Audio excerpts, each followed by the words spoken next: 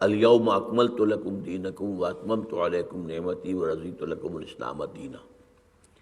اب یہ ہے کہ آپ کہیں کہ صاحب معاشرہ خراب ہے لہذا میں اسلام پر عمل نہیں کر سکتا، تو یہ آپ کا جو ایکسکیوز ہے اللہ تعالیٰ کے یہاں قابل قبول نہیں ہے۔ جب شروع میں صحابہ نے اسلام پر عمل کیا تھا تو مارے نہیں پڑی تھی انہیں، تکلیفیں نہیں جھیلی تھی انہوں نے۔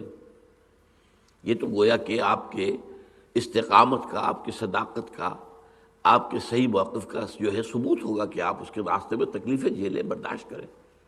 معاشرہ کسی طرف جا رہا ہو، ایک راستہ یہ ہے کہ چلو تم ادھر کو ہوا ہو جدھر کی، ایک یہ کہ نہیں میں تو معاشرے کا رخ بدلوں گا۔ انسان جو ہے زمانہ بات تو نہ سعادت تو بعض زمانہ بے ساس، ایک راستہ یہ ہے زمانہ تمہارے ساتھ سازگاری نہیں کر رہا، تم زمانے کے ساتھ سازگاری کر لو، فرکشن تو ختم ہو جائے گی نا۔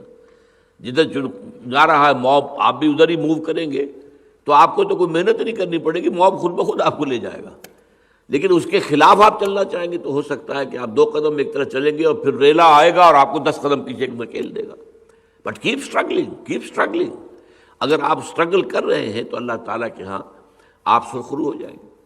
تو اسلامی قوانین تو ایک مسلمان معاشرے کے اندر ان کی تنفیذ ہونی لازم ہے، اور نہیں ہو رہی ہے تو اس کا مطلب ہے کہ ہمیں غیر اسلامی معاشرہ ہے۔ اس معاشرے کو اسلامی بنانے کے لیے ظاہر بات ہے کہ وہ جو ہم جد و جہد کر رہے ہیں ایک انقلابی عمل کے ذریعے سے اس کو مسلمان بنایا جائے، وہ اپنی جگہ پر ہے، لیکن کیا اس وقت تک ہم نماز پڑھنی چھوڑ دیں گے؟ کیا اس وقت تک ہم روزے رکھنے چھوڑ دیں گے؟ کیا اس وقت تک شراب جائز ہو جائے گی؟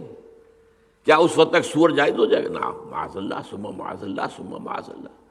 تو جو چیزیں بھی شریعت کی دی گئی ہیں ان کو تو ہمیں نافذ کرنا ہے۔ اگر نہیں کر پا رہے تو ہمارا قصور ہے، ہم مجرم ہیں، بحیثیت مجموعی پوری قوم مجرم ہے۔